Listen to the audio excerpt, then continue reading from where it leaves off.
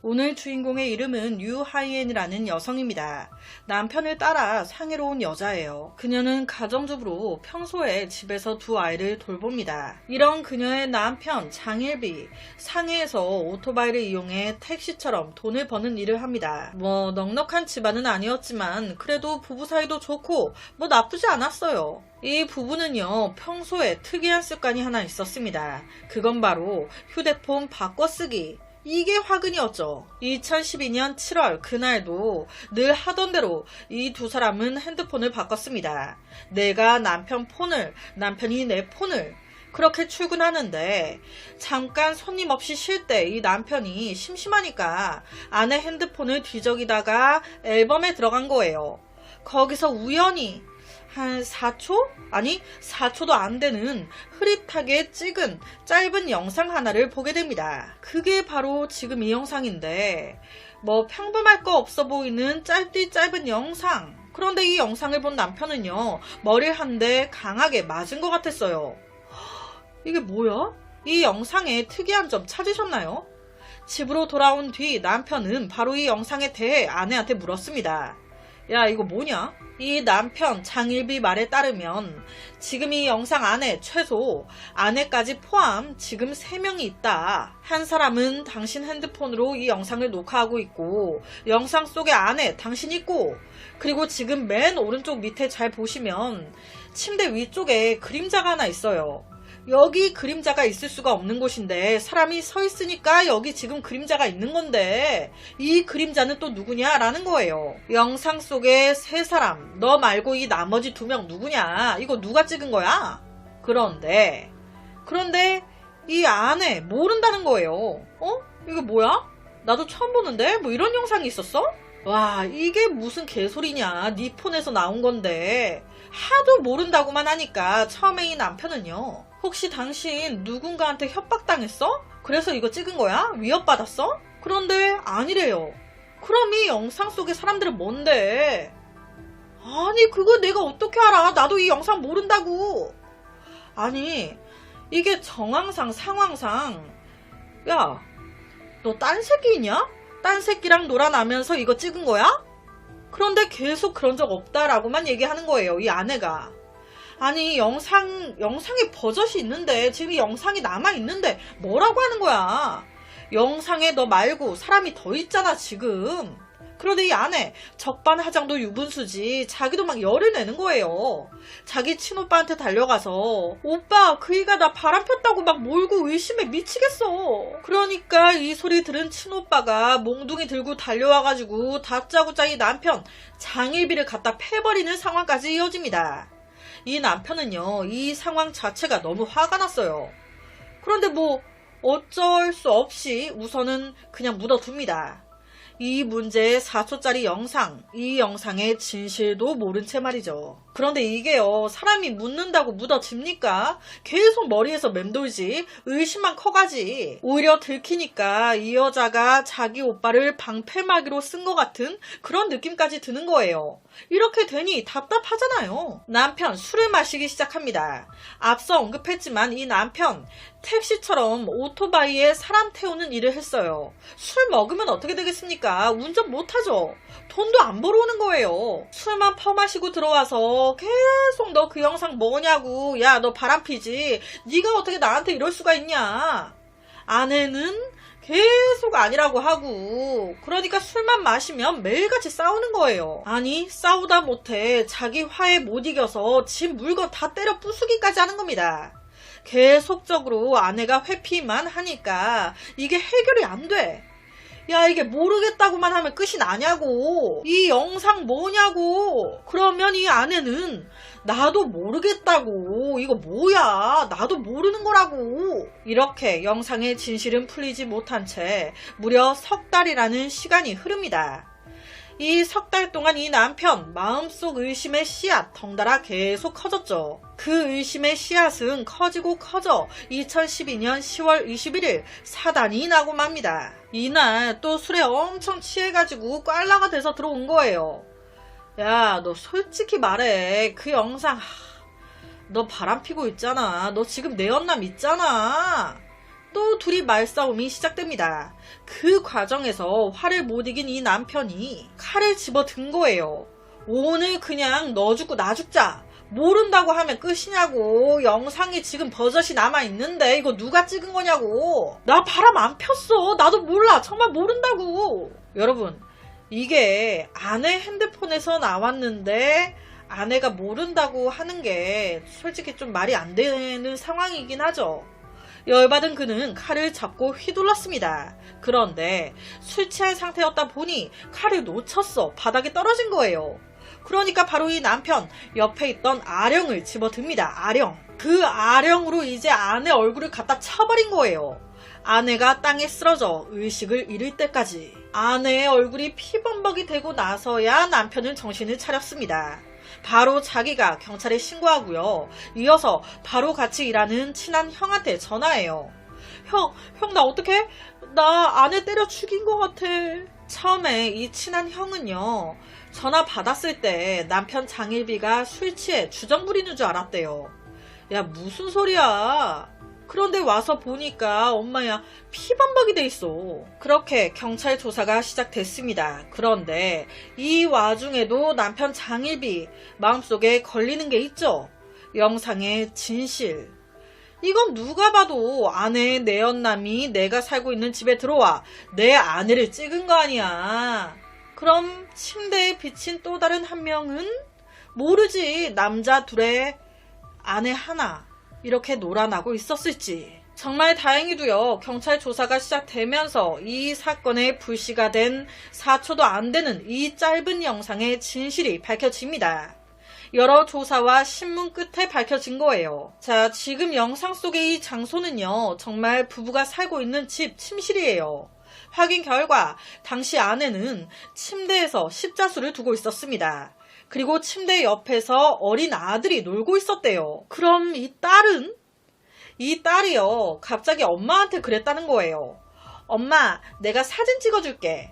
그래서 이 딸이 엄마 핸드폰을 잡은 겁니다. 그런데 이 딸이 당시 어렸던 것 같아요. 그래서 핸드폰 사용에 미숙해.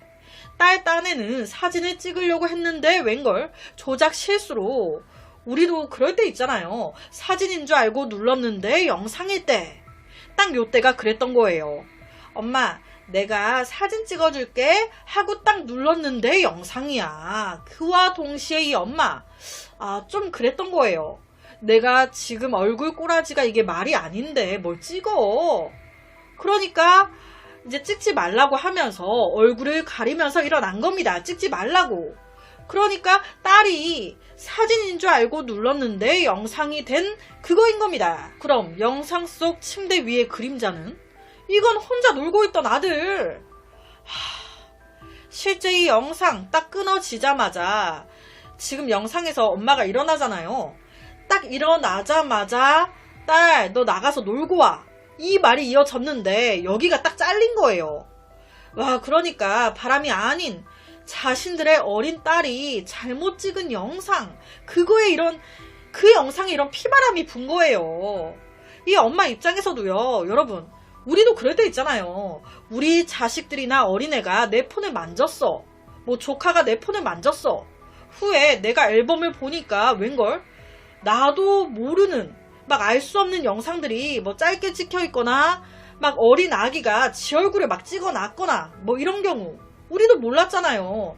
내 앨범을 보니까 막 이런 게 찍혀있어. 그러니까 이때 이 아내도 그랬던 거예요. 몰랐던 겁니다. 이런 상황에서 갑자기 남편이 너 이거 뭐냐, 너 바람 피냐 하니 자기 딴에도 미칠 지경이었겠죠.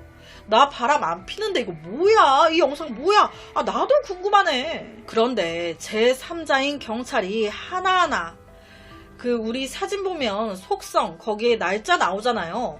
그것 플러스 아이들 하나하나 만나 신문해보니 이게 드러나게 된 겁니다. 정작 두 사람은 흥분해서 막 서로를 갈궜던 거고.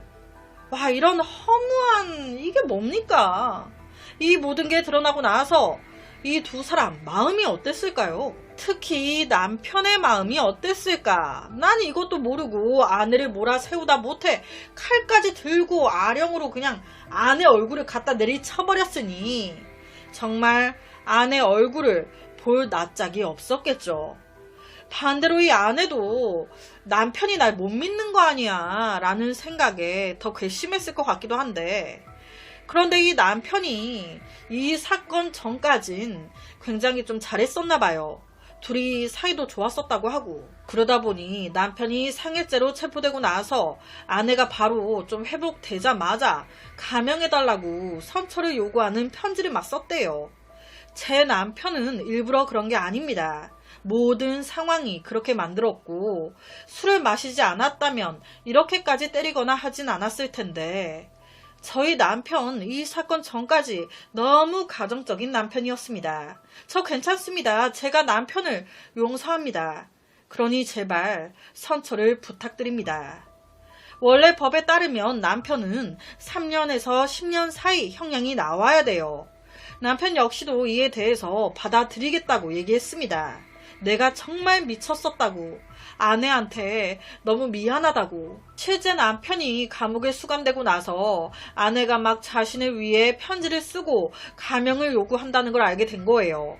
그래서 더 미안해하고 더 사랑을 느낀 거예요. 사실 이 두 사람은요, 양가 가족의 반대가 엄청 심했어요. 그런 반대를 무릅쓰고 결혼한 거였습니다. 구하기 힘든 물건일수록 더욱 소중하게 여긴다는 말이 있죠. 이 남편은요, 아내를 엄청 소중하게 생각했어요. 거의 집안의 주권 아내한테 있었대요. 다 맞춰주는 거예요. 이 남편은요, 항상 좀 불안해했었다고 합니다. 내 아내가 바람필까봐. 내 아내 보는 사람마다 다 이쁘다고 하거든. 내가 봐도 이쁘고. 그래서 실제로 아내가 다른 사람과 인사만 해도 질투가 장난이 아니었대요. 심지어 한 번은 같이 자다가 당신과 결혼했다는 게 아직도 믿겨지지 않는다고, 당신이 갑자기 떠나버릴까봐 무섭다고, 이런 말까지 했을 정도. 어쩌면 스스로 느낀 자신의 경제력에 대한 자신감 부족 때문일 수도 있습니다. 아니면 원래 그냥 내 성격이 자신감이 없거나, 이런 상황에서 이 문제의 4초짜리 영상을 봤을 때 이런 모든 불안감이 한 방에 바바박 터져버렸다고 해야 할까요? 올게 왔구나, 역시 내 아내 바람 났구나, 이렇게 연결이 됐던 것 같아요. 어쨌든 재판에서 판사는 남편 사건 후에 바로 신고 자백했잖아요. 거기에 지금 피해자인 아내가 감형을, 선처를 요구하고 있죠. 이외 여러 점들을 들어 이 남편 장일비에게 징역 3년에 집행유예 5년을 때립니다. 집행유예가 나온 거예요. 그제서야 이 아내 한숨을 돌렸다고. 이 사건이 발생함으로써 다소 죽을 뻔할 정도로 격했지만 두 사람은 서로에 대한 애정을 확인했습니다. 이런 식의 애정 확인은 너무 싫은데. 여튼 많은 부부가 서로 소통 부족으로 오해를 하고 극한으로 치닫는 경우가 있습니다. 이 영상을 보시는 모든 부부분들, 많은 소통하시면서 사랑하셨으면 좋겠습니다. 그래서 오늘은 상해에서 발생했던 한 사건을 가지고 왔습니다. 1989년 중국 텐진에 살던 순펑러라는 남자가 길거리 노숙자 여자를 보고 한눈에 반해 그녀를 집으로 데려옵니다. 그리고 얼마 후 둘은 부부가 되어 그렇게 줄곧 20년을 함께 살았습니다. 그러던 2010년 갑자기 경찰이 집으로 찾아옵니다. 그리고는 다짜고짜 내 아내를 잡아가. 경찰 말, 내 아내가 전 남편에게 살해당했다고. 누가 살해당해? 내 아내가? 내 아내 내 눈앞에서 지금 체포되고 있는데? 20년 넘게 같이 살고 있는데 무슨 살해당했다는 거야? 그럼 내 눈앞에 있는 건 귀신이야? 뭐야? 도대체 이게 어떻게 된 사건인 걸까요? 기가 막힙니다. 여기서 문제의 순펑러 아내, 그녀의 이름은 리팡, 이 전 이름은 리페이샹.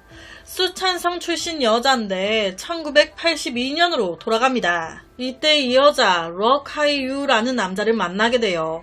이 럭하이유는 이때 군복무 중이었습니다. 사진 보시면 나름 늠름하니 잘생겨 보입니다. 이때 반대로 리페이샹은요, 초등학교 선생님이었어요.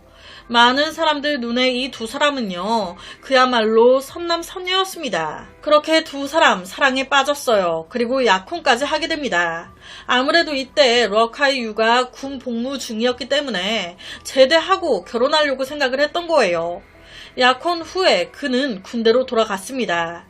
핸드폰이 없던 시절 이 두 사람은 거의 편지를 통해 애정을 확인했죠. 그게 다예요. 어느덧 훌쩍 4년이 지났네.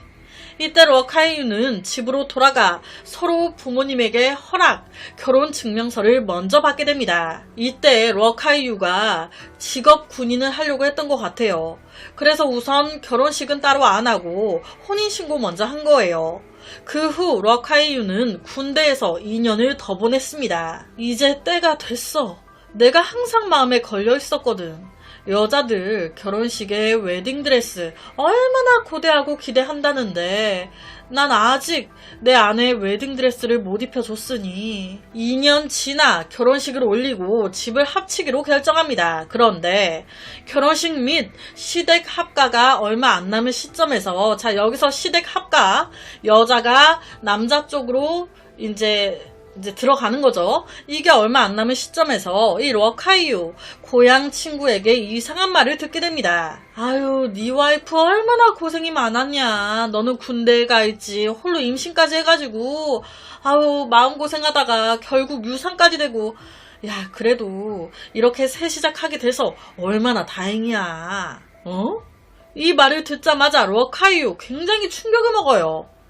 아니 나 아직 내 와이프랑 성관계 안 했는데? 이제 집 합치니까 그거 막 기대하고 있는 상황인데 뭘 했다고? 내 아내가 임신을 했다고? 그랬다 유산했어? 아니 뭐 하늘을 봐야 별을 따지 하늘을 본 게 없는데 이게 무슨 소리야. 그런데 분명히 임신한 건 맞대요. 자기가 똑똑히 들었대요. 이게 무슨 말입니까? 내가 군대에 가 있던 2년 동안 이 아내, 딴 놈과 바람 폈고 임신했다는 얘기 아니에요. 오해의 소지가 다분하죠. 빡치죠. 바로 아내한테 달려가서 캐묻습니다. 너 임신했었냐? 이 아내 절대 그런 일은 없었다고 얘기해요. 하지만 난 분명히 봤거든. 이 얘기할 때 불안한 듯 흔들리는 당신의 눈동자를. 맞네 이씨. 이때 그는요 집 안 합치고요 바로 다시 군대로 돌아갑니다. 그리고 연락 끊어버려요. 그런데 웬걸 한 달 후 이 여자가 내가 일하는 군대까지 찾아왔네. 당신이 오해하고 있는 거라고. 무슨 말을 들은 건지 몰라도 나 임신하고 그런 적 없다고. 하지만 그게 진짜든 아니든 너랑 나 사이 이미 신뢰가 깨져버렸거든. 럭하이유는 확고했습니다. 다시 너를 만나고 싶지 않아. 그냥 이렇게 이혼하고 끝날 줄 알았어요.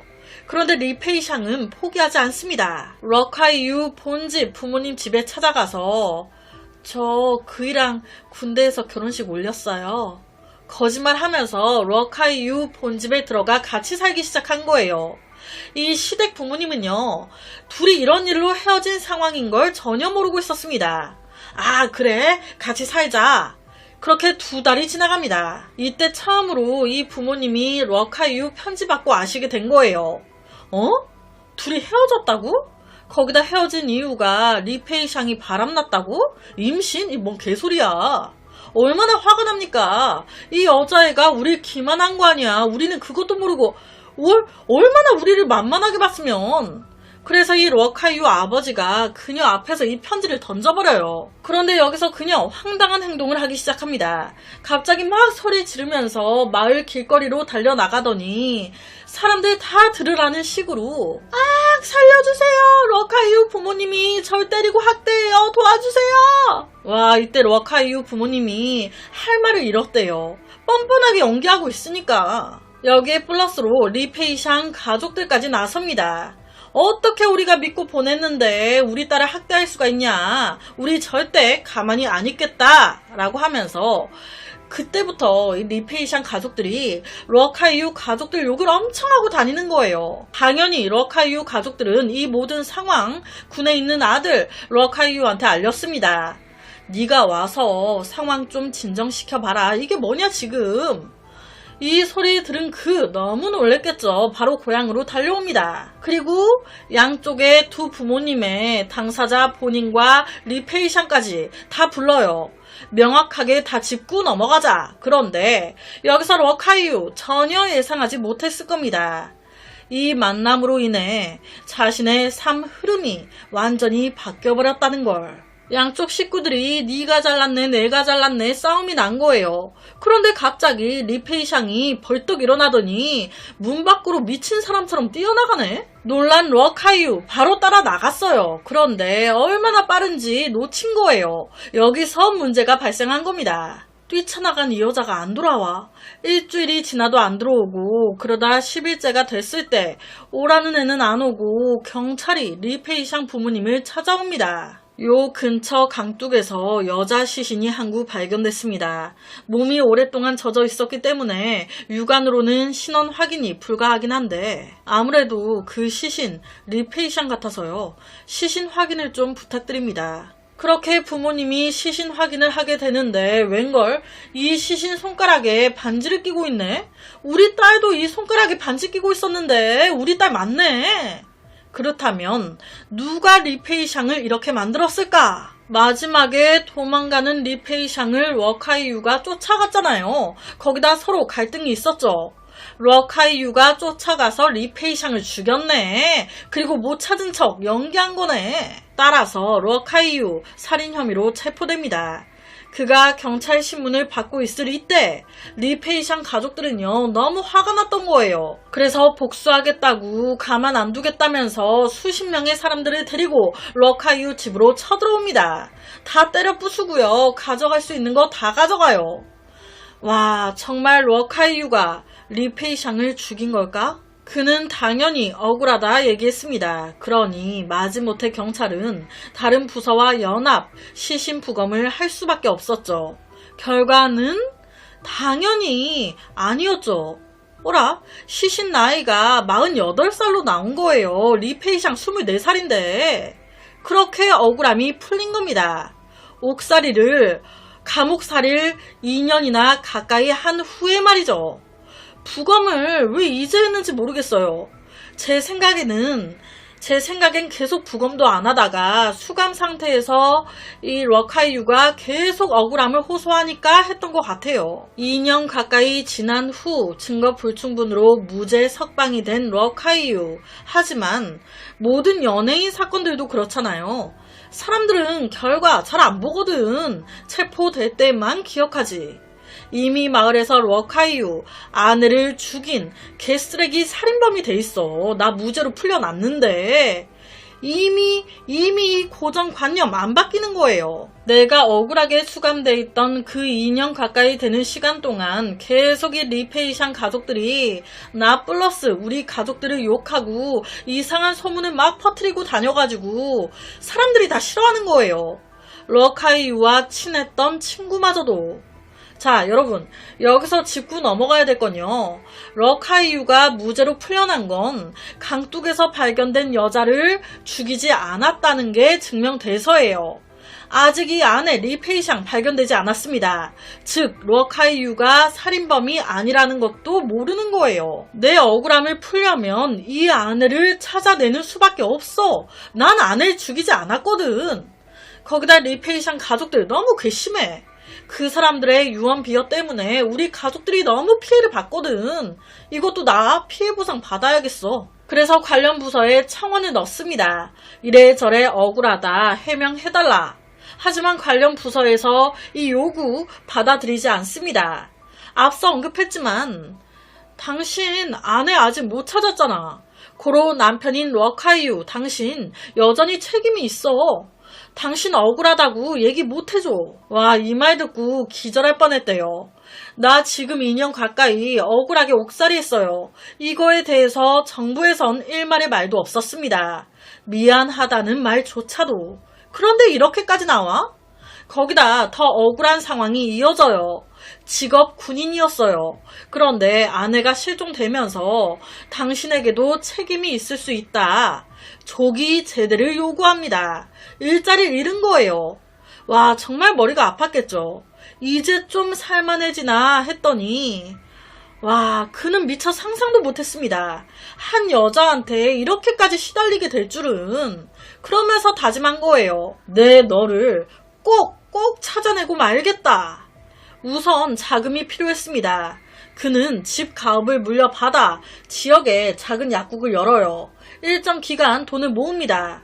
플러스로 군대에 있을 때 월급 모은 것까지 하니까 꽤 돼. 그 돈으로 그는 제일 처음 스파이 2명을 삽니다. 일만 잘 처리해주면 내가 각각 10만 위안 하나로 2천만 원 정도씩 줄게. 그녀가 살아있다면 분명 자기 부모님한테 연락할 거야. 리페이샹 아버지에게 접근, 그녀가 어디에 있는지 살아는 있는지 알아봐. 그런데 아무것도 알아내지 못해요. 여러 방법을 써보는데 무용지물이야. 돈만 썼어. 그래서 그는 방법을 바꿉니다. 리페이샹 아버지 돈이 궁한 남자거든. 거기다 미신만 믿지 사람 말은 잘 못 믿어. 점쟁이 말만 믿는 남잔 거예요. 이걸 이용합니다. 점쟁이 한 명을 돈으로 매수한 거예요. 리페이샹 아버지한테 운세 봐준다면서 접근해줘요. 그러면서 곧 큰 재산을 벌게 될 거라고 꼭 얘기해줘요. 이 러카이유 도대체 무슨 생각인 걸까요? 바로 뒤이어서 그는 변호사 친구를 찾아갑니다. 야, 좀 도와줘라. 리페이샹 아버지를 좀 찾아가서 리페이샹이 실종 상태인데 어디 있는지 알게 되면 어찌저찌 해서 당신이 100만 위안의 배상을 받을 수 있다고 거짓말 좀 해줘. 자, 이렇게 되니 점쟁이 말을 찰떡같이 믿는 이 아버지 어떻게 되겠습니까? 엄마야, 무당이 큰 돈 벌 수 있다고 하더만은 리페이샹 실종 사건으로 버는 거였네. 바로 리페이샹이 어디 있는지 풀어버립니다. 그리고 이걸 변호사가 녹음해서 러카이유한테 넘겨요. 이렇게 확인이 된 거예요. 너 인연 살아있구나. 텐진에 있는 걸로 확인 바로 달려갑니다. 거기다 이 아버지 말을 들어보니 2001년도에 한번 집에도 왔었네. 그런데 텐진이 인구가 많단 말이에요. 어떻게 찾을 거야?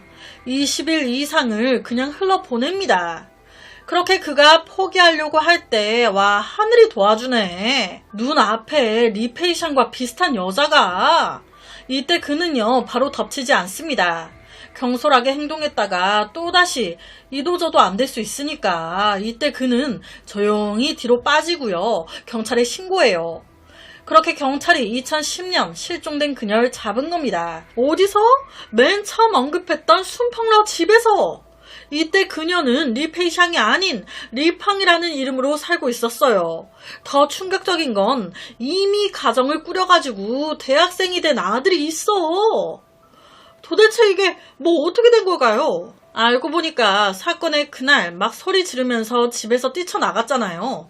다짜고짜 텐진으로 간 거예요. 거기서 노숙 생활을 했다는 겁니다. 고생 많이 했대요. 그러다가 만나게 된 거예요. 누굴? 순펑러를. 제가 맨 처음 그랬잖아요. 순펑러가 길거리 노숙하던 여자를 보고 반해 결혼했다고. 그 여자가 리페이샹이었던 거예요. 정말 이해가 되지 않습니다. 아니, 왜 집으로 돌아가지 않은 거야? 부모님이 떡하니 있었는데 왜 거기서 고생을 하고 있었어? 기억상실 같은 게 아닙니다. 이에 대해서 그녀는요, 집에 가면 러카이유 플러스 그의 가족들한테 복수당할까봐 무서워서 그래서 텐진의 자리를 잡았고 순펑러와 결혼까지 하게 된 거라고. 러카이유가 살인자로 몰렸다는 거? 이건 자기 몰랐대요. 강둑에서 시신 나오고 이런 것도 전혀 몰랐다고. 가출하고 약 10년 정도 지났을 때 집에 한번 돌아갔었는데 그때 처음 러카이유의 상황을 알게 됐다는 거예요. 하지만 난 이미 텐진에서 가정을 꾸렸고 아이까지 있는데 여러 가지 상황이 그래서 러카이유에게 돌아가지 않았다는 겁니다. 그래서 그냥 흐지부지 돼버렸던 거예요. 와, 어쨌든 공든탑이 무너지랴. 러카이유의 단연간의 노력 끝에 드디어 리페이샹을 찾았습니다. 그렇게 마침내 자신의 결백을 증명할 수 있었어요. 2010년 12월 현지 사법부는 러카이유의 고향에서 마을 사람들을 모아 회의를 열었습니다. 리페이샹 발견됐다. 그녀는 사망하지 않았다. 최신 사진까지 공개해요. 그리고 경찰 21년 전 사건 수사 당시에 실수가 있었다. 인정. 럭하이유에게 깊은 사과를 드린다면서 법에 따라 럭하이유에 대해 국가 배상을 진행할 것이며 그가 취업할 수 있도록 도와주겠다고 약속합니다. 와, 21년 만에. 그래서 럭하이유 3,200만원 정도 국가 배상금을 받았다고 하고요. 당시 연루된 럭하이유의 가족들도 각각 10만 위안씩 2천만원 정도씩 받았대요. 와, 럭하이유의 처지는 불행하지만 꾸준한 본인의 노력으로 억울한 상황을 스스로 해명했습니다. 아, 스파이를 고용하고 찾아내는 그 과정이 얼마나 힘들었겠어요. 나만 힘들면 몰라. 가족들 전체가 괴로워하고 있으니까 몸도 마음도 정말 힘들지 않았을까. 리페이샹 아주 골 때립니다. 너무 타이밍이 좀 그랬던 것 같아요. 가출했는데 딱 10일 뒤에 시신이 나와버려가지고 너무 딱딱 타이밍이. 그 강둑에서 발견된 시신은 미해결로 끝난 것 같더라고요. 지금 옆에 사진은 새로 결혼해서 아들을 낳은 럭하이유의 사진입니다. 그래서 오늘은 진짜 말도 안 되는, 그래도 해피엔딩으로 끝나 다행인 실제 중국에서 발생했던 한 사건을 가지고 왔습니다. 화면 속의 여자, 그녀의 이름은 38살이었던 외외. 이 외외는 8년간 사귄 남자친구한테 무려 8번이나 프로포즈를 받았습니다. 거의 매년 몇 번씩 결혼하자 프로포즈를 받은 거죠. 하지만 이 8번의 프로포즈 그녀는 모두 거절합니다. 그리고 며칠 후 그녀는 뜻밖의 무언가를 받게 되죠. 바로 내 남자친구의 결혼 청첩장. 그런데 그 청첩장 속의 신부 이름이 내가 아니야. 도대체 이게 어떻게 된 사건인 걸까요? 외외는 심천에 있는 모 학원의 선생님으로 일하면서 무려 8년간 한 남자와 안정적인 관계를 유지했습니다. 두 사람은요, 우리 결혼은 해외 이탈리아로 가서 거기 교회에서 결혼하자 약속했습니다. 주위 친구들한테 우리 결혼하면 꼭 와서 축하해줘야 돼?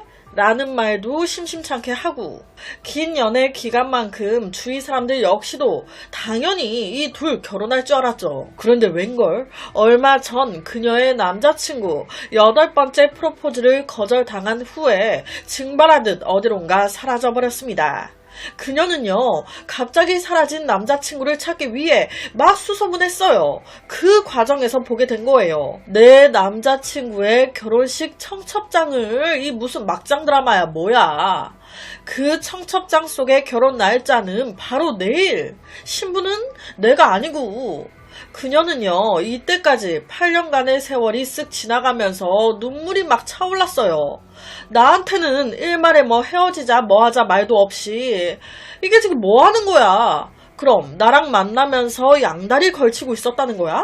TV에 도움까지 요청하면서 애타게 남자친구를 찾던 그녀, 결국 남자친구와 그의 형을 만나게 됩니다. 이 상황 설명을 요구했죠. 너 지금 이게 뭐야? 그런데 도리어 이런 상황에 남자친구가 더 극대노 화를 내기 시작합니다. 다 네가 자초한 거 아니야. 저 이 여자한테 무려 8번이나 청혼했었습니다. 거절한 건 이 여자예요. 네가 무슨 자격으로 날 비난하냐? 네가 계속 날 거부하니까 나는 너랑 헤어짐을 결정한 거야. 왜? 내가 8년 동안 네 옆에서 네 뒤치다거리 한 걸로 승에 안 차냐? 이게 무슨 말인가? 사실 이 남자는요, 어린 나이에 이미 한 번 결혼했던 남자였어요. 그녀와 처음 만났던 2007년, 사실 이때 그는 가정이 있었습니다. 불륜을 저지른 거죠. 이때 그녀는요, 본처가 있다고 해도 별로 크게 신경 안 썼어요. 왜? 내가 승자니까. 이 남자는 내 거니까. 그래서 실제 외외 이 여자가 이 남자친구 핸드폰을 뒤져가지고 본처 전화번호를 알아낸 거예요. 직접 바로 전화까지 걸었었대요. 어떡해? 당신 남편이 내가 더 좋대요. 지금도 나랑 같이 있는데 바꿔줄까요? 날 더 사랑해서 당신과 이혼하고 싶다는데. 감정 없는 사이 더 이어가봤자 뭐 할 거예요. 마음은 나한테 있는 걸. 이참에 이혼하는 게 어때요? 되게 당돌하게. 그렇게 본처와 이 남자는 이혼하게 됩니다. 자, 여러분, 우리가 만약 이 남자의 가족이에요. 이 모든 사실을 알았을 때 이 외외 가족으로 받아들여지겠습니까? 이 남자도 미친놈이지만 이 외외도 똑같은 년 아니야. 절대 싫죠. 이 남자의 가족들 외외를 가족으로 절대 받아들일 수 없다며 반대합니다. 실제 그의 할아버지가 돌아가시기 직전에 유언으로 남긴 말 중에 하나가 절대 그 여자는 안 된다 이거였대요. 말 다 했죠. 하지만 이럼에도 불구하고 그는 계속 외외 곁에 머물렀습니다. 외외가 아프대. 그럼 내내 옆에 붙어서 간병하고요. 밥 안 먹겠다고 하면 아버지처럼 막 다독여서 다 먹이고. 그런데 청혼만 하면 이 여자가 거절해. 사귄 지 1년 됐을 때 청혼했어요. 싫대. 그럴 수 있지.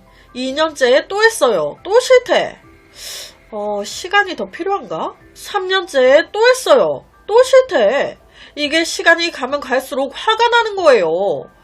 이 여자가 지금 날 가지고 노나? 그래서 2011년 그는요, 베이징으로 돌아가서 해외 유학 준비에 들어갔습니다. 그러면서 이 남자가 먼저 외외한테 3차례 헤어지자고 얘기했어요. 그런데 그때마다 날 잡아. 계속 전화하고 문자하고 나한테 집착하고. 그러니까 다시 또 만나요. 자, 여기서 팩트. 외외와 다시 만나 사귀다가 어느 날 베이징에서 가족의 소개로 한 여자와 소개팅을 하게 됩니다. 와, 당연히 이 소개팅 외외한테는 비밀로 했죠. 1번, 2번 만났어. 그런데 외외가 더 좋아. 그래서 외외한테 청혼을 다시 한번 한 거예요. 이게 8번째 청혼이었습니다. 나랑 결혼해 줄래? 그런데 역시나 여기서 또 거절. 여기서 마음이 딱 접혀진 거예요. 바로 잠수 타고 소개팅에서 만났던 그 여자한테 올인하기 시작한 겁니다. 그러니까 반대로 외외는 당황해 찾기 시작했던 거죠. 소개팅에서 만난 여자와 급속도로 관계가 진행, 결혼 이야기까지 오고 가요. 자, 여기서 궁금한 점이 하나 생깁니다. 아니, 8번이나 청혼했으면 받아줄 만도 하구만. 헤어지자고 하면 계속 잡았다면서 왜 자꾸 거절한 거야? 이 외외의 말은 이렇습니다. 다 그 남자를 위해서 그런 거라고. 당시 남자친구가 직업이 대학 보조 선생님으로 월급이 빵빵하지 않았고 직장도 불안정했어요. 우리가 전체적으로 아직 안정적이지 않아. 이런 상태에서 결혼하면 원하는 삶을 살 수 없으니까 서로 탄탄하게 직업적으로나 경제적으로 갖춰진 다음에 결혼하고 싶었다고. 나는 결혼하지 않아도 우리 사이가 굳건할 거라고 믿었습니다. 8번 청혼 거절했다고 바로 이렇게 돌아설 줄은 몰랐어요. 라고 말했어요. 그런데 또 다르게 생각해보면 8번 거절했다고 딴 여자한테 간 거면 외외 본인도 다른 남자한테 그냥 뒤도 안 돌아보고 가면 되는 거 아닌가. 굳이 이렇게까지 찾아다니고 할 필요가 있나. 그런데 이게 사실 이유가 있었어요. 상황이 이렇게까지 되니까 알게 된 겁니다. 와, 나 임신 2개월째네. 찾고 찾다 남자친구를 만나게 됐을 때 당연히 이 말도 했죠. 이에 대해 남자친구의 반응은 어땠을까요? 어쩌라고. 돈을 원하는 거야? 돈을 원하는 거면 내가 돈 어느 정도 줄게. 와, 이미 마음이 떴어. 찾아온 거 보고 더 떴어. 임신 얘기하니 더 떴어. 바로 다음 날이 됐습니다. 남자친구의 결혼식 날. 와, 외외의 속이 말이 아니었겠죠. 솔직히 되게 이 남자 비겁해요. 실망할 수 있고 다른 여자한테 갈 수 있어요. 짜증날 수 있지. 그런데 왜 헤어지자고 말 안 하고 잠수를 타요? 헤어지자고 말 안 하고 소개팅 할 거 다 하고 마지막으로 청혼 한 번만 딱 해보고 또 거절하면 그냥 이 여자한테 가야지. 이거는 쟨 거 아니에요. 아니다 싶으면 헤어지자 하고 깨끗한 상태에서 여자 소개받고 그 여자랑 결혼하고 하든가. 뭔가 애매하게 관계 정리 안 하고 그러니까 왜 이 여자 헤어진 게 아니니까 찾아다니게 되고 뭐 이렇게 되는 거 아니에요. 외외는요 바로 남자친구의 결혼식장을 찾아갔습니다. 그게 바로 지금 이 영상이에요. 딱 갔는데 입구에서부터 막히죠. 가로막은 사람들, 이 남자의 가족들입니다. 어디로 오냐고. 이때 이 남자 가족들이 그녀를 때리기까지 해요. 8년 동안 나 저 남자한테 놀아놨다고! 그러니까 가족들 플러스 이 남자 왈 누가 할 소리. 내가 너한테 8년을 놀아난 거지. 그녀의 속을 아는지 모르는지 결혼식은 성공적으로 마무리가 됩니다. 남자친구 가족에게 폭행을 당한 후 그녀는 엄청 울부짖었어요. 你愧对我对你的真心啊！为什么要这样害我儿子啊？为什么这样害我儿子啊？儿子啊！我所有的辛苦付出、劳累、思念，全部像飞车炮，一个一个的破灭。 그렇다면 이 남자의 속마음은 어떨까? 한 기자가 남자에게 인터뷰를 요청 한 가지 물어봐요. 왜 다른 여자에게 장가를 간 건지. 이 남자 왈. 저는 해외 유학을 항상 꿈꿔왔습니다. 그런데 안타깝게도 제가 직업적으로나 경제적으로 여건이 안 돼요. 그런데 내 형이 나를 도와주겠다고 하더라고요. 단 조건이 붙었어요. 가족이 소개시켜준 여자와 내가 먼저 결혼하기로. 그렇다고 해서 내가 이 여자를 사랑 안 하는데 결혼한 건 아니에요. 지금 내 여자 사랑합니다. 전 옛날부터 행복한 가정을 꾸리는 게 꿈이었어요. 하지만 외외의 태도는 항상 불분명했죠. 8번 청혼을 거절당했을 때 되게 비참해지면서 나 자신이 싫어지더라고요. 그리고 무엇보다 우리 가족이 외외를 원하지 않았어요. 가족들이 원하는, 가족들이 인정해주는 내 현재 아내, 그녀를 사랑합니다. 외외는요, 이 남자한테 그럼 왜 일찍 말해주지 않았어? 당신 마음이 이렇다고 힘들다고 미리 얘기해줬으면. 잠수 탔을 때 그때만이라도 잠수가 아닌 헤어지자고라도 말했다면 좀 더 빨리 서로 헤어지고 내 청춘의 많은 세월을 낭비하지 않았을 거 아니야. 그녀는요, 임신 확인서를 보여주면서 남자친구에게 책임질 것을 요구했습니다. 플러스로 내 젊음에 대한 비용을 지불해달라 요구했어요. 하지만 젊음에 대한 비용? 이건 말이 안 되죠. 이 남자는요, 이렇게 된 데는 제 잘못이 있습니다. 당신이 잘 지냈으면 좋겠어요. 좋은 남자 만나 행복한 가정 꾸렸으면 좋겠습니다. 이게 끝이에요. 아니, 임신, 이거 어떻게 책임질 거냐고. 젊음의 비용을 달라잖아. 그냥 아무 말도 없이 갔고요. 다음날부터 전화번호 모두 차단, 또 잠수. 이런 상황에 그녀 다시 한번 할 말을 잃었다고. 그녀도 더 이상 싸울 힘이 없었어요. 그냥 빨리 이 관계를 끝내고 싶어. 그래서 딱 이날을 계기로 서로 끝. 아이를 낳기로 했는지 지웠는지까진 저도 잘 모르겠네요. 아, 기가 막힌 사건입니다. 드라마에나 나오는 막장 아닌가. 8년간 8번의 청혼을 했지만 모두 거절했던 여자. 이 둘의 8년간의 사랑이 이렇게 비참하게 끝나버렸네요. 어찌 보면 서로 이렇게 된 게 다행인 것 같기도 합니다. 서로를 향한 그릇이 여기까지인 사람들이었던 거잖아요. 둘 다 똑같아. 결혼했다 한들 결과도 비슷하지 않았을까. 서로 인연이 아닌 거죠. 제가 오늘 준비한 사건은 여기까지입니다. 어떻게 들으셨나요? 매일 저녁 10시 25분 모미지 업로드, 구독과 좋아요 한 번씩 부탁드립니다. 내일 저녁 또 다른 사건으로 찾아뵙겠습니다.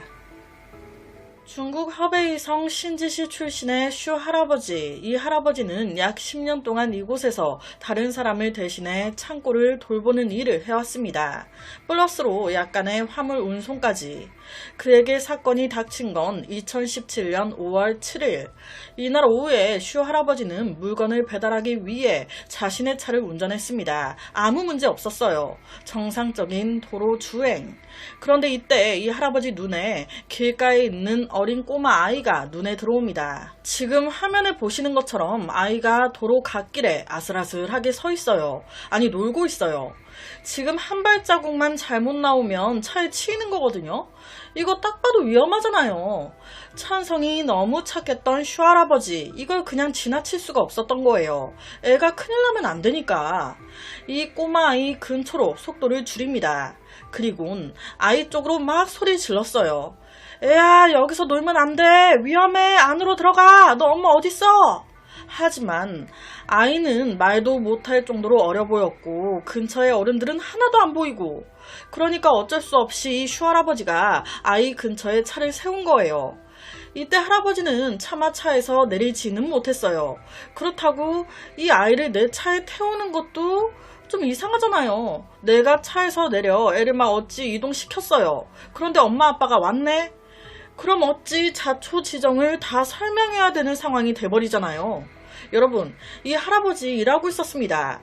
화물 배송으로 맞춰야 되는 배송 완료 시간이 있었어요. 내가 거기서 막 엄마 아빠한테 설명하고 있을 시간이 없어. 그러니까 자기 딴에 계속 근처에서 맴돌면서 차 안에서 아이한테 들어가라고 소리 지르는 것뿐. 솔직히 거의 대부분 사람들 그냥 지나가고 있었는데 이 할아버지는 나름 아이를 위해 되게 애를 쓴 거예요. 정말 다행히도 아이의 부모는 금방 나타났습니다. 아이 엄마가 놀래가지고 바로 달려와서 아이를 안고 간 거예요. 이걸 본 할아버지는 그때서야 안도의 한숨을 내쉬면서 다시 차를 출발시켰습니다. 이때까지만 해도 이 할아버지는요, 자기가 좋은 일을 한 줄 알았어요. 누가 이런 일이 벌어질 거라고 생각이나 했겠습니까? 이럴 줄 알았으면 나도 그냥 갈 걸 그랬지. 아이가 엄마 품에 떠나는 걸 본 할아버지, 차를 출발시켰고 얼마 채 가지도 않아 황당한 상황이 이어집니다. 검은색 차 한 대가 이 할아버지 트럭을 가로막은 거예요. 뭐지? 거기서 갑자기 건장한 남자 2명이 내립니다. 손에 쇠파이프를 들고 말이죠. 제가 이 실제 영상이 있거든요. 그런데 이거 100% 유튜브 심의에 걸릴 정도로 폭력적이라 못 가지고 왔어요. 이 2명의 쇠파이프를 든 남자들이 갑자기 할아버지한테 야, 내려!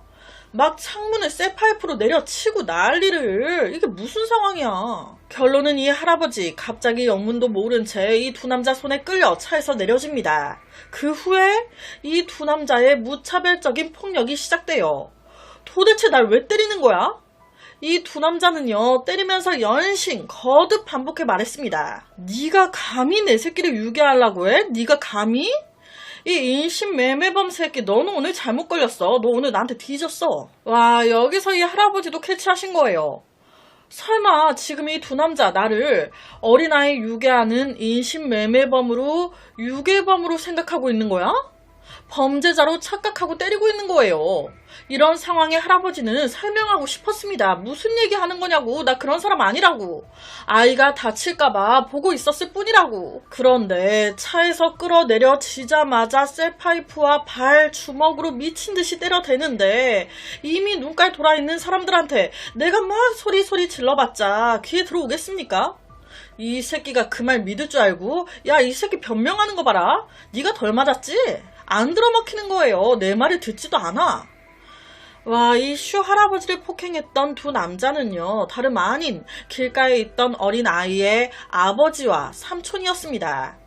이 말도 안 되는 폭행은요, 무려 1시간 동안 이어졌어요. 피를 토할 정도로 온몸에 상한 곳이 하나 없을 정도로 무자비하게 얻어맞았습니다. 더 이상 뭐라 설명할 힘도 없어. 그런데 여기서 팩트는요, 지금 옆에가 캡처 사진인데 흐릿하긴 하지만 보시면 딱 3명만 있는 게 아니에요. 주위에 사람들 몰려든 거 보이시죠? 이게 실제 영상에서 보면 사람이 주위에 되게 많이 있어요. 그런데 아무도 안 도와줍니다. 처음에 영문을 모르는 사람들은 좀 걱정을 해서 말리기도 했어요. 그런데 바로 이 2 남자가 얘기하는 거예요. 이 새끼가 누군 줄 알고 말리는 거예요? 이 새끼 어린 내 아들 납치하려고 한 놈이야. 당신 새끼가 이런 일 당했으면 이게 가만히 있어지겠어? 아니, 당신 같으면 이렇게 안 하겠어? 이 얘기를 들으면 어떻게 되겠습니까? 아, 저 새끼 유괴범이야? 아, 그럼 맞아도 싸네.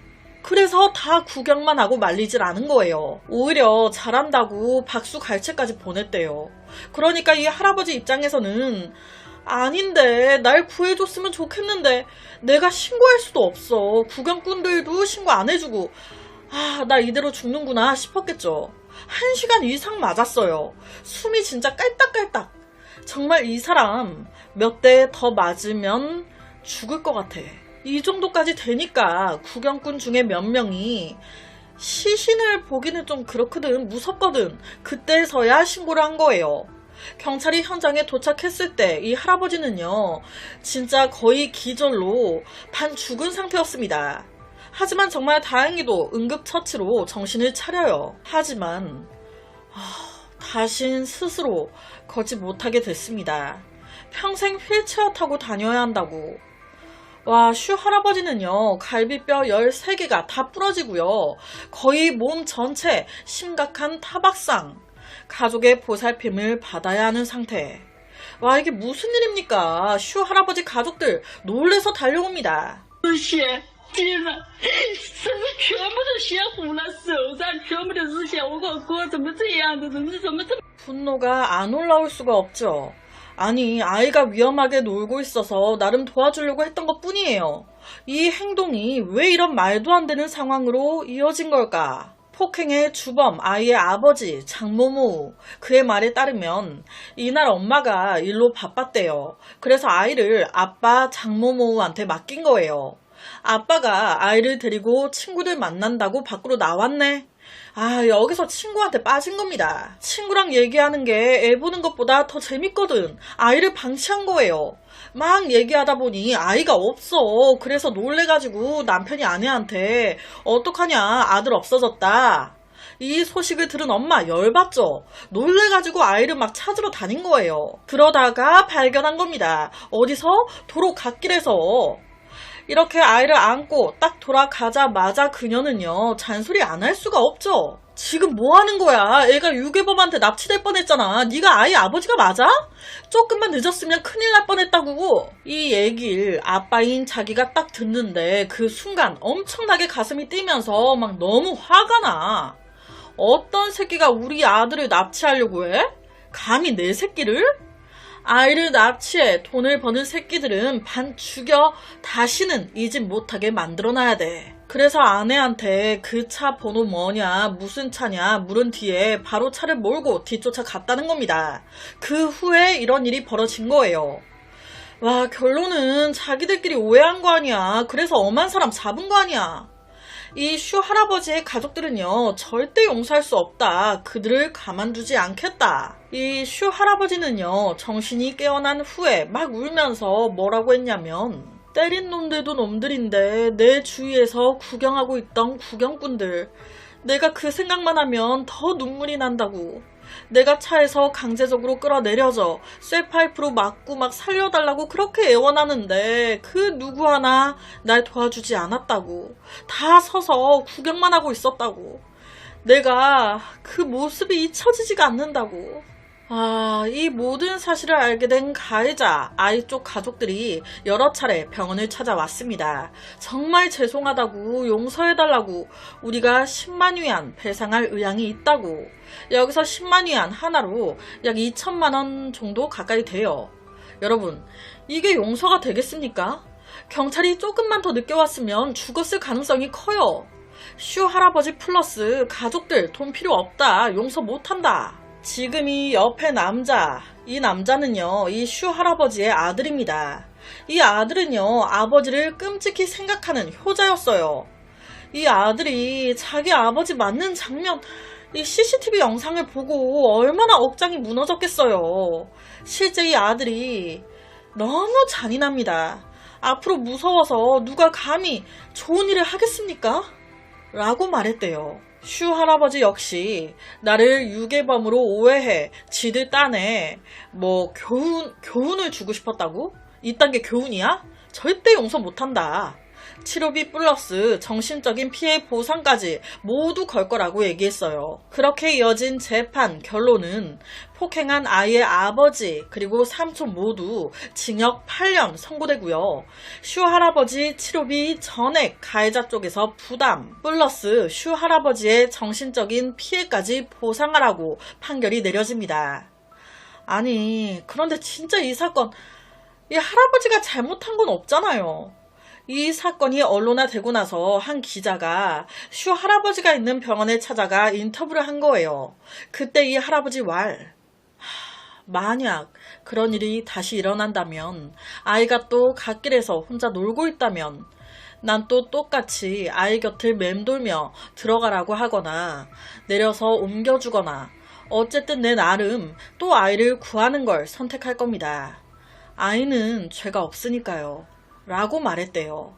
참 기가 막힌 사건이죠. 오늘 준비한 사건은 여기까지입니다. 오늘 사건 어떻게 들으셨나요? 매일 저녁 10시 25분 모미지 업로드 구독과 좋아요 한 번씩 부탁드립니다. 내일 또 새로운 사건으로 찾아뵙겠습니다. 2024년 11월 26일 태국 피지주에 있는 한 사찰이 많은 경찰들에게 둘러싸여 있습니다. 자세히 보니 경찰들 사찰 이곳저곳의 땅들을 막 파고 있어.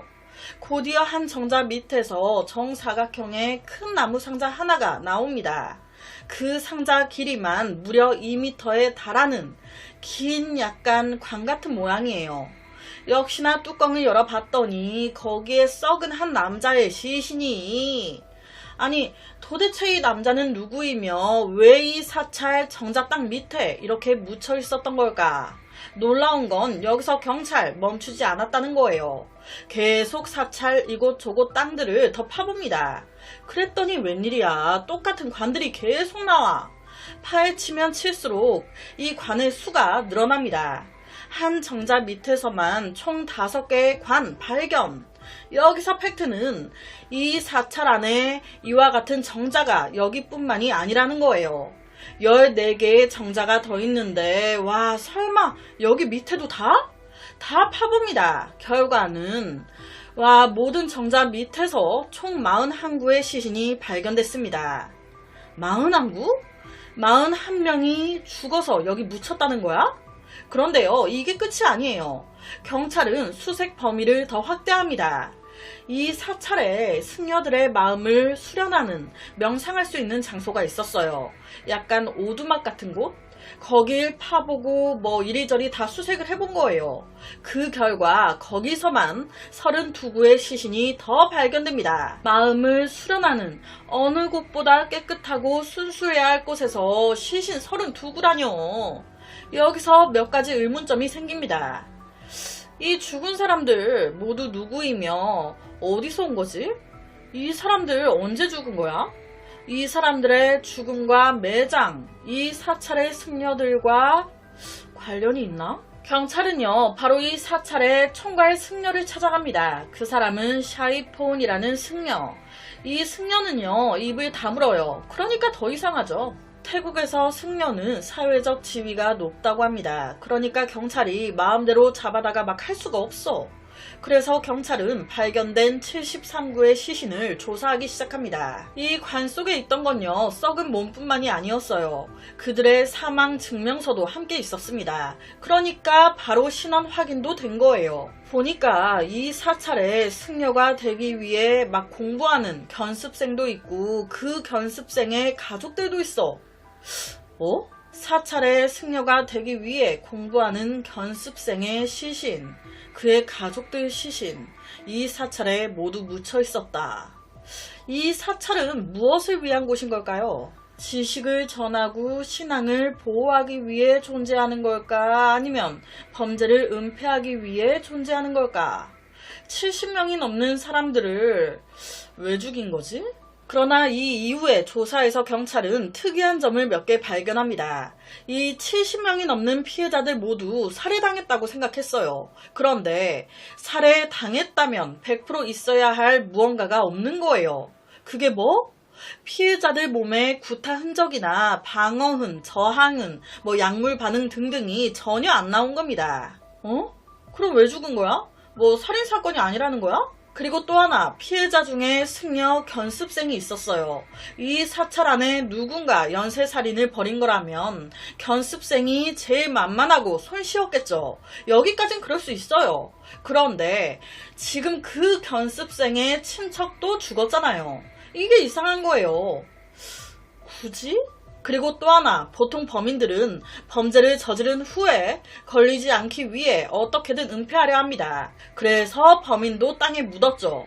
진짜 은폐하고 싶었다면 산 쪽에 갖다 묻던가, 적어도 이 사찰 정자 밑에보다는 좀 더 안전한 곳들이 있어 보이는데 왜 굳이 여기에다가 묻은 건지.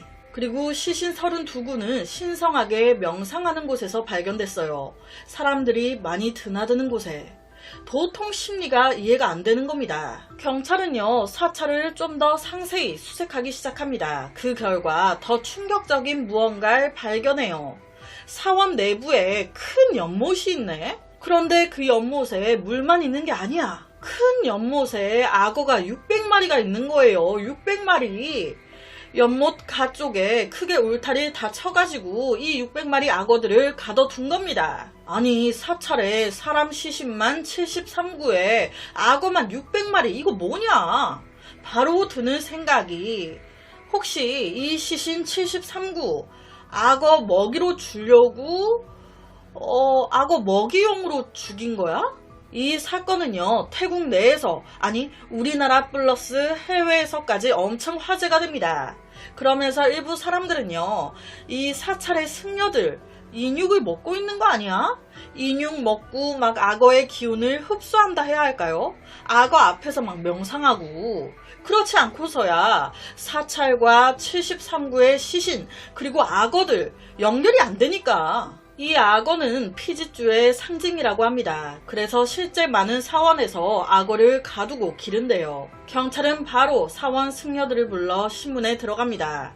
그렇게 이 사건의 진실이 드러나는데 와, 기가 찹니다. 제가 혹시나 한번 언급할게요. 사찰과 사원은 같은 의미입니다. 73구의 시신이 사찰에서 발견된 이유, 저희 승려들 명상 훈련할 때 죽음을 인식하고 직면하는데 시신만큼 도움을 주는 게 없거든요. 시체를 앞에 두고 명상하면 죽음에 대한 공포를 극복, 승려들의 정신적인 회복력과 영적 수행이 강화될 수 있습니다. 그래서 시신을 명상하는 장소에 둔 거예요. 수도자 승려들이 시신이 든 관이 있는 이 공간에서 명상해요. 많은 수도자가 이 기법을 배우기 위해 저희 수도원을 찾고 있죠. 이렇게 저희만 하는 거 아니에요. 얼마나 많은 사찰에서 이 명상 기법을 사용하고 있는데. 이 무슨 개소리야. 누가 이딴 명상 기법을 만든 거야? 누구긴 누구야. 이 사찰의 총관리 책임자 수도원장 샤이폰. 그렇다면 또 하나의 궁금증. 이 70구나 넘는 시신은 어디서 난 거야? 샤이폰 말로는 그래요. 대부분이 사망 전 사원의 시신 기부 서약을 한 사람들, 과거 사원의 가르침을 받은 사람들, 혹은 그들의 가족입니다. 시신 거래, 돈 거래 전혀 없었다는 거예요. 시신이 있던 관 안에 사망 증명서와 유족의 기증 동의서가 함께 들어가 있습니다. 확인해보세요. 모두 100% 기증받은 겁니다. 이렇게 시신을 묻어두거나 명상실에 두고 한 게 문제가 될 줄은 몰랐습니다. 그럼 악어는? 악어도 비슷한 맥락이에요. 우리 사원을 찾아오는 관람객들 모두 여기서 소원을 빌게끔 만들어 놓은 것 뿐이다. 악어는 많은 사원에서 기르고 있다. 뭐 특별할 거 없지 않냐. 경찰은 시신을 압수하고 해당 사찰들의 운영을 중단시켰습니다. 그리고 관 안에 기증이나 사망 증명서 이런 거 있었잖아요.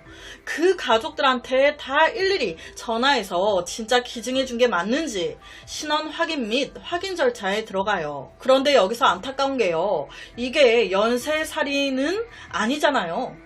모두 유가족의 기증이 맞으면 살인, 유기 이런 게 아니기 때문에 태국의 묘지 및 화장법에 따라 시신을 이렇게 보존하는 거에 대한 범죄만 인정돼서 처벌받아야죠. 벌금 2,000바트 하나로 한 8만원 정도? 8만원 정도 나오더라고요. 이거 플러스 사찰 영업 정지, 끝. 와, 의외로 태국에서 이런 사건들이 꽤 있었더라고요. 한 사찰에서는 태아 시신만 2,000여 구가 나왔대요. 사찰에서 날이 가면 갈수록 썩은 내가 너무 나니까 찾아왔던 한 사람이 경찰에 신고를 한 거예요. 그래서 경찰이 수색했는데 태아 2천여 구가 발견됐다고.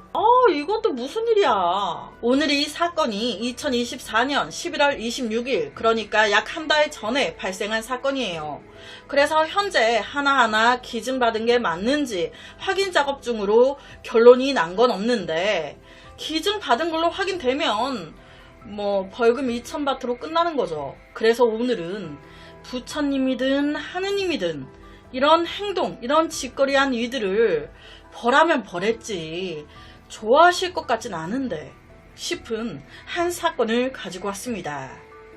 수많은 스포트라이트의 조명 아래 자신감 넘치는 노인이 중앙에 서 있습니다. 딱 봐도 엄청 당당해 보이는 이 노인은요, 수많은 매스컴 앞에서 자신의 위대한 연구에 대해 얘기합니다. 이 연구는 모든 질병을 없앨 수 있습니다. 그야말로 불멸의 발명품이 될 거예요. 그의 이름은 피터 나이가드. 엄청난 사업가예요. 2009년도 기준 캐나다에서 70번째 부자래요. 자산이 1조가 넘는다고. 와, 부럽네요. 이 남자가 이 많은 돈으로 하고 있는 사업 발명품은요, 줄기세포 연구였습니다. 다들 나이 먹기 싫잖아. 젊음을 유지하고 싶잖아. 늙어가는 게 서럽잖아. 내가 그거 멈춰줄게.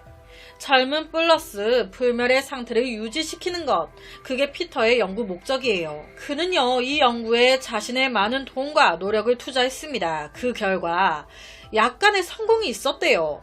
그 증거는 바로 자기 자신. 내가 나한테 그 연구한 줄기세포를 주입시키고 있거든. 나 봐. 나 나이가 1941년생이야. 80이 넘었다고. 내 얼굴을 봐. 내가 80대로 보여? 더 젊어 보이지? 이게 다 내가 연구 중인 줄기세포 때문이야.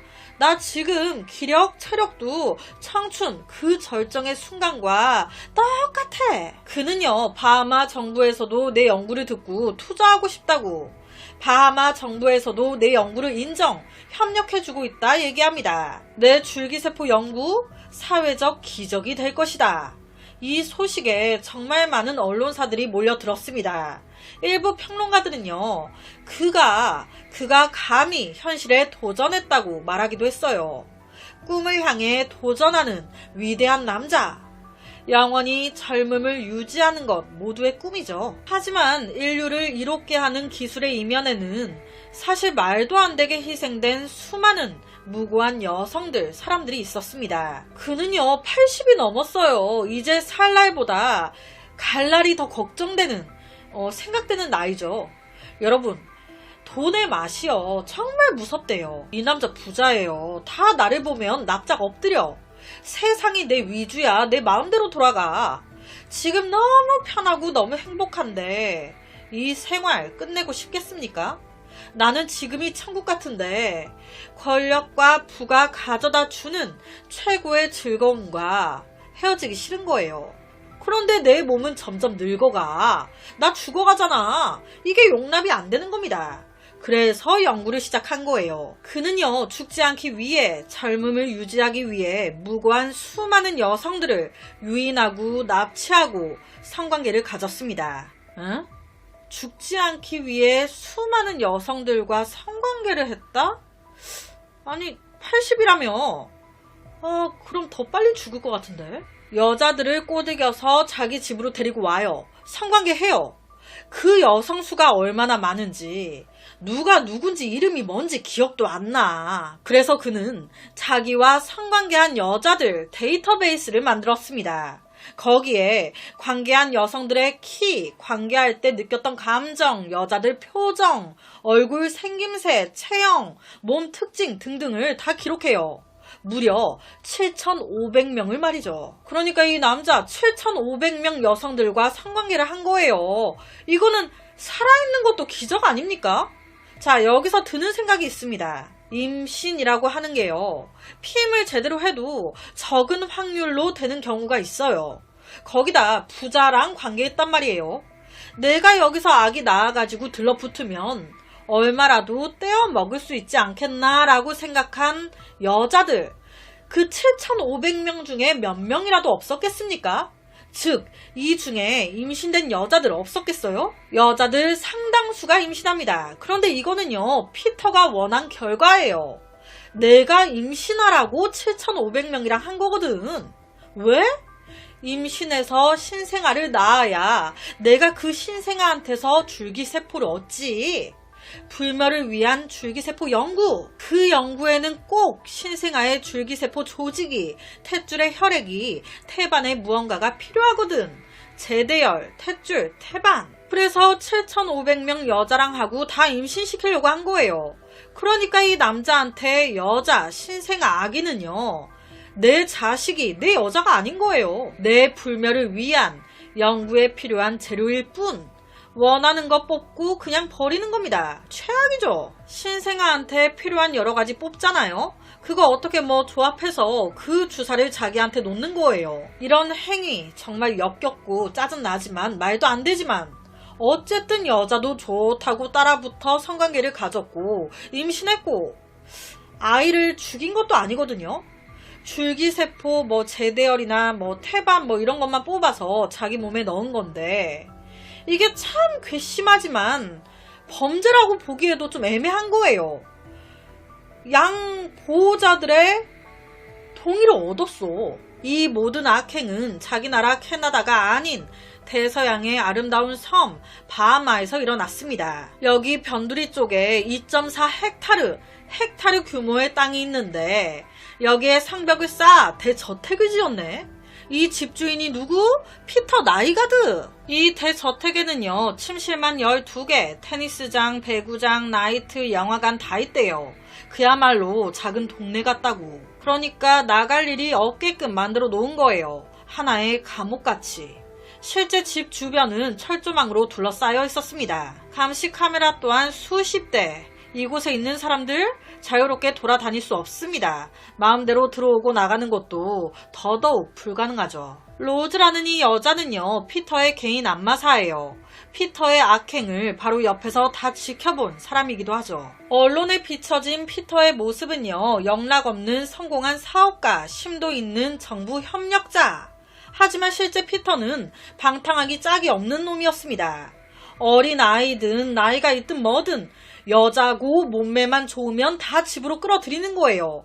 여자의 환장한 새끼야. 오늘 입을 옷을 고르듯이 오늘은 어떤 애랑 할까? 내가 하자 하면 다 좋다고 달라들 거거든. 돈 얼마 지어주면 좋다고 그냥 막 달라들어. 그는요, 다양한 방법으로 해요. 약도 타고 협박도 하고 강제로도 막 하고 한 번은 애가 싫다고 반항을 하네. 그러니까 더 굴욕적인 상황에서 하고 싶어. 보디가드들한테 그 여자의 팔 다리를 잡으라고 하고 강제로 했대요. 와, 얼마나 수치심이 들었겠습니까. 자, 여기서 한 가지 좀 의아하실 거예요. 지들이 좋다고 돈 보고 달라붙어 집에 따라와 놓고 뭘 또 하기 싫다고 반항하고 했다는 거야? 지들이 좋다고 집에 다 따라 들어온 거 아니야. 이게요, 진짜 돈만 보고 성관계에서 뭐라도 주워 먹으려고 한 여자들은 좋다고 했겠죠. 그런데 이놈이 여자들을 끌어들인 방식이 다양했습니다. 캐나다에서 모델하고 싶은 모델 지망생들한테 모델 시켜주겠다고 유인, 그렇게 하기도 하고요. 바하마 현지에 빈곤한 여자 아이들 있죠. 미성년자 어린애들, 그런 애들한테 접근하는 거예요. 아주 미친 새끼죠. 세상 착한 할아버지인 척 다가가는 겁니다. 집에 전기세 낼 돈도 없어가지고 어두컴컴한 데 살아. 아이고야, 할아버지가 전기세 내줄게. 착한 척 하면서 그 어린 여자아이들을 자기 집으로 유인하는 거예요. 할아버지 집에 같이 갈래? 좋아하는 거 밥 해줄게. 그렇게 데리고 가서 강제로 그 짓 하는 거예요. 그러니까 이 어린 여자아이들 얼마나 놀래요. 그러니까 도망치는 거고. 그런데 그게 자기한테는 또 하나의 재밌는 놀이인 거예요. 보디가드한테 잡으라고 그러고 그 애들이 막 잡혀가지고 막 필사적으로 저항하면 그 모습 보면서 웃고 희열 느끼고 그 상태에서 막 또 그 짓 하고 씨발 새끼. 이 피해자들이 신고도 하려고 했죠. 그런데 얘기하는 겁니다. 신고해, 마음대로 해. 그런데 그 경찰보다 할아버지가 더 세다? 신고해도 조사 안 들어갈 거야. 너 하고 싶은 대로 해봐. 충격적인 게 이 짓을요. 1980년대 후반부터 2019년도까지 했습니다. 그러니까 7,500명이 되죠. 피해자들 나이만 16살에서 28살 사이였어요. 더 경악스러운 건 뭔지 아세요? 이놈이 여자들과 성관계를 막 가진 이유 중에 하나가 재미도 재미지만 신생아를 얻으려고 한 거잖아요. 나이가 80대가 됐어요. 와, 이것도 일이야. 내 체력이 안 돼. 연구를 위해선 아기는 계속 필요한데, 그러니까 이 새끼가 자기가 인정한 진짜 아들 2명이 있었어요. 큰 아들한테 여자 하나 데리고 와가지고 얘랑 하라고 이걸 둘째 아들한테도 시킵니다. 무슨 생산 기계 마냥. 야, 너 저 여자랑도 해. 저 여자랑 끝나면 저 옆에 저 여자랑도 해. 아기 만들으라고. 이게 무슨 개같은 상황입니까? 제대열 채취해야 된다고. 여기서 제대열은 출산 시 태아의 태반에서 채취하는 혈액을 말합니다. 이거 있어야 내가 줄기세포 연구하거든. 약간 자기의 힘을 이용해서 법률과 인성에 위반하는 출산 공장을 세운 거예요, 지금. 여자들을 유인해서 임신시키고 출산하면 필요한 것만 쏙 빼서 꺼져 버리고. 그렇다면 이 사실은 어떻게 드러나게 된 걸까? 피해자들이 경찰에 신고하니까 안 되거든. 요새 세상이 변했죠. SNS나 방송국, 언론사 이쪽에 직접 연락을 한 거예요. 캐나다의 한 방송 기자가 어린 소녀로부터 제보를 받은 겁니다. 그래서 그 방송 기자가 은밀하게 증거를 수집하기 시작한 거예요. 그러면서 앞서 언급했던 피터 개인 안마사 로즈와도 연락이 닿게 된 겁니다. 로즈는 이 모든 걸 가까이에서 본 목격자였거든요. 다 얘기해 준 거예요. 조사하다 보니 이거 뭐 피해자가 한 집 건너 한 명이야. 바하마 이놈의 집 근처에 있는 모든 여자들이 거의 다 막 피해자고 스케일이 너무 큰 거죠. 그렇게 2019년 12월 이놈의 썩을 대로 썩은 탑이 무너지기 시작한 겁니다. 피해자들이 다 들고 일어난 거예요. 인터뷰하고 막 진술하고 신고하고 언론사에 막 방송 때려버리고. 이 사실을 알게 된 사람들 경악 안 하겠습니까? 사실 피터 이 새끼는요, 이전부터 성범죄로 여러 번 고발받았던 놈이었습니다. 그런데 돈이 많잖아요. 거의 다 흐지부지 끝났던 거예요. 하지만 이번엔 다르죠. 또 그렇게 될까봐 사람들이 시위 행진까지 해요. 어린 아이한테 무슨 짓을 한 거야? 2019년 11월 24일 바하마 경찰은 성범죄 건으로 딱 6건을 조사합니다. 여러분, 지금까지 들으셨을 때 이 새끼 성범죄 6건 했을 걸로 보이시나요? 7,500명 그 데이터베이스까지 다 나와요. 증거가 엄청 많이 나오는데 6건? 이에 대해서 그는요, 처음에 억울하다 주장했습니다. 지들도 다 좋다고 해서 합의하에 한 거였어. 그래놓고 지금 내가 부자니까 금전적인 이득 취하려고 저러는 거야. 하지만 거짓말 할 걸 해라. 미성년 피해자도 있는데 사람들이 들고 일어선 상황에 또 흐지부지 끝낼 순 없는 노릇. 그래서 재판부는요, 82세였던 피터 나이가드에게 1980년대 후반부터 2005년 사이 당시 16살에서 28살 사이의 여성 4명을 성폭행한 혐의로 징역 11년을 선고합니다. 제가 아까 그 2019년도까지 이 범죄를 했다고 했잖아요. 그런데 경찰은 1980년대 후반부터 2005년 사이에 이때 4명의 것만 인정한 거예요. 징역 11년.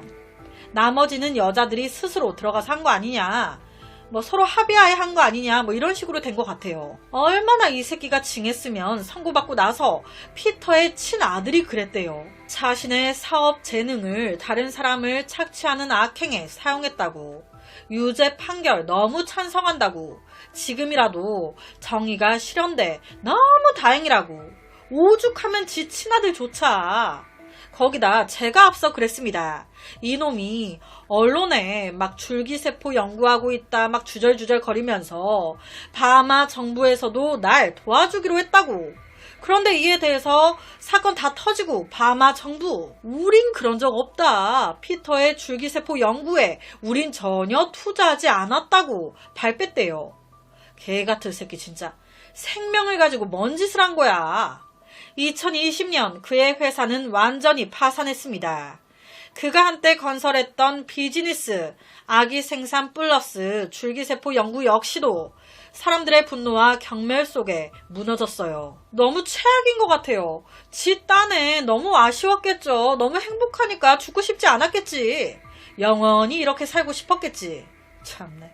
그런데 어떡하나? 감옥에서 죽게 생겼네요. 그래서 오늘은 무려 7,000명이 넘는 여자들과 관계, 아기 몸속에서 줄기세포 얻어 불멸의 삶을 살고자 했던 미친놈에 대한 사건을 가지고 왔습니다.